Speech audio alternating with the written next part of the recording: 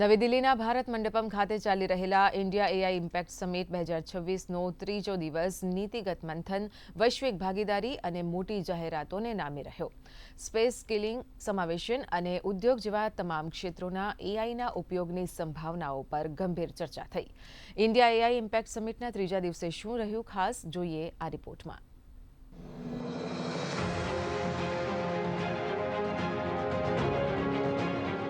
भारत मंडपम में AI impact summit के तीसरे दिन तकनीक और नीति का व्यापक संगम देखने को मिला. सुषमा स्वराज भवन में आयोजित एआई फॉर स्पेस सत्र में भारतीय राष्ट्रीय अंतरिक्ष संवर्धन और प्राधिकरण केंद्र ने AI inspired opportunities in space sector कार्यक्रम की घोषणा की. इसके तहत स्टार्टअप्स और एमएसएमईज को सीड फंड योजना में अधिकतम 1 करोड़ रुपए तक का अनुदान दिया जाएगा. 20 मार्च 2026 तक आवेदन आमंत्रित किए गए हैं. समिट की सफलता का एक बड़ा संकेत एआई के जिम्मेदार और नैतिक उपयोग को लेकर चलाए गए राष्ट्रीय अभियान में भी दिखा.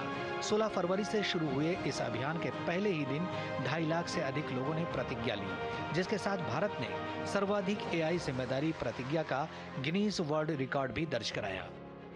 I would like to thank our Honorable Prime Minister Shri Narendra Modi ji for giving us this vision of involving the youth in the responsible and ethical use of AI. It is his vision that inspired us to reach out to the colleges, speak to the faculty members, speak with the students and request them to take this pledge.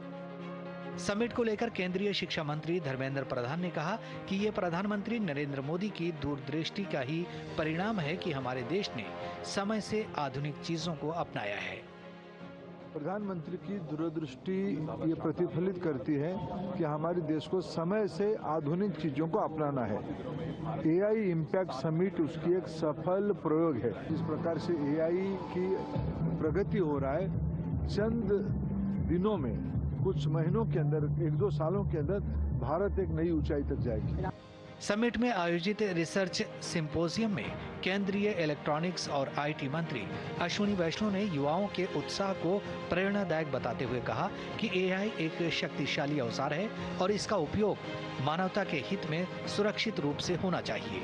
उन्होंने विशेषज्ञों से ठोस और व्यवहारिक सुझाव देने की appeal की. एआई के युग में शासन सत्र में यूके के पूर्व प्रधानमंत्री ऋषि सुनक ने आधार, यूपीआई और डिजिटल पब्लिक इंफ्रास्ट्रक्चर का उल्लेख करते हुए कहा कि भारत टेक्नोलॉजी के प्रभावी डिप्लॉयमेंट में अग्रणी भूमिका निभा रहा है.